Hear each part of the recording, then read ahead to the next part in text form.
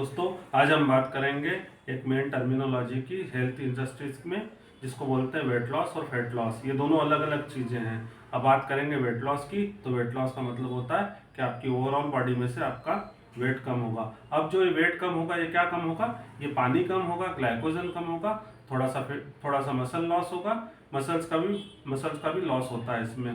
तो weight loss में जो आप बोलते हैं कि हम डाइटिंग कर रहे हैं या हम खाना उस हिसाब से खा रहे हैं, तो आपका वेट लॉस पे ध्यान ज़्यादा है। वेट लॉस कोई स्पेसिफिक गोल लेके नहीं चलता है, बॉडी में कोई भी स्पेसिफिक काम लेके नहीं चलता है, बस आपका ओवरऑल बॉडी में से वेट कम होता है। आपकी इसमें सबसे ज़्यादा लॉस होता है मसल्स का लॉस होना, यानी आपको एनर्जी कम मिलना, सोरनेस होना, इन सब प्रॉब्लम्स को आपको फेस करना पड़ता है। इसमें आपकी बॉडी में एनर्जी बिल्कुल कम रहती है। अब सेकंड बात करेंगे फेट लॉस की। फेट लॉस जो होता है, बॉडी में जो फेट रहता है वो अच्छा फेट भी रहता है, पर एक्स्ट्रा फेट जो जमा होता है वो बॉडी के ऑर्गन्स को दबाता है, कंप्रेस करता है। इससे बॉडी के ऑर्गन प्रॉपर वे में काम नहीं कर पाते हैं। अब सबसे बड़ा एक क्वेश्चन ये आता है कि भाई सभी दूर का फेट कम हो जाता है, हाथ का कम हो जाता है, पैर का कम हो जाता है, दूसरी जगह का कम हो जाता है, पर पेट का फेट कम क्यों नहीं होता है? कि पेट जो रहता है आपका इमूवेबल रहता है, मूव नहीं होता है। इसकी कोई आप एक्सरसाइज नहीं करते हैं, तो आपके फेट पे एक्स्ट्रा चर्बी जमा होती जाती है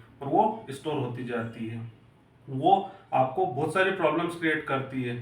ऑर्गन को तो प्रेस करती ही है, साथ में इंसुलिन रेजिस्टेंस नाम की एक प्रॉब्लम होती है, वो सबसे ज़्यादा लोगों में होती है।